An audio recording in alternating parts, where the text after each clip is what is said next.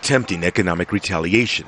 Activists in Mexico City are organizing what they hope will become a massive boycott against Arizona, the U.S. state that passed that nation's strictest law against undocumented immigrants. Elvira Arellano crossed into the U.S. illegally and was deported back to Mexico. She says it's time for Mexican families in the U.S. to spread the word back home and hit Arizona where it hurts most. Right now we're asking people here in Mexico not to travel to Arizona because many people go there on vacation. And we're asking people who live on the border not to cross into Arizona and to stop shopping there. Last year alone, Arizona's exports to its southern neighbor were valued at $4.5 billion. That makes Mexico, by far, Arizona's most important foreign trading partner, surpassing Canada and China. But for a boycott against Arizona products, such as computers, to actually work, it's got to come from the Mexican people themselves. That's because the North American Free Trade Agreement, which links Mexico's economy with the United States and Canada, actually prohibits the Mexican government from implementing such economic sanctions. Mexico's largest business organizations have said they're backing the boycott.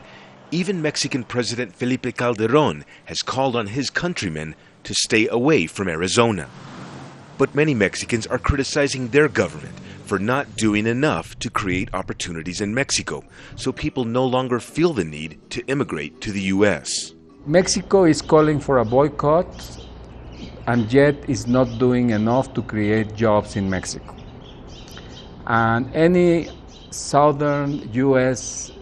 State governor could just say that and would be a blow and an embarrassment to the Mexican government. If the law does take effect as scheduled on July 22nd, the Mexican government is preparing by reinforcing legal teams in Arizona. The Ministry of Foreign Relations has expressed concern that the new law will target anyone with a foreign accent or darker colored skin. We know that most of the foreigners, most of the Hispanics who are living in Arizona are from Mexico. But there are people from many other countries, from Latin America, from Asia, from Europe, from Africa. So it's a law that can have consequences for many nations of the world.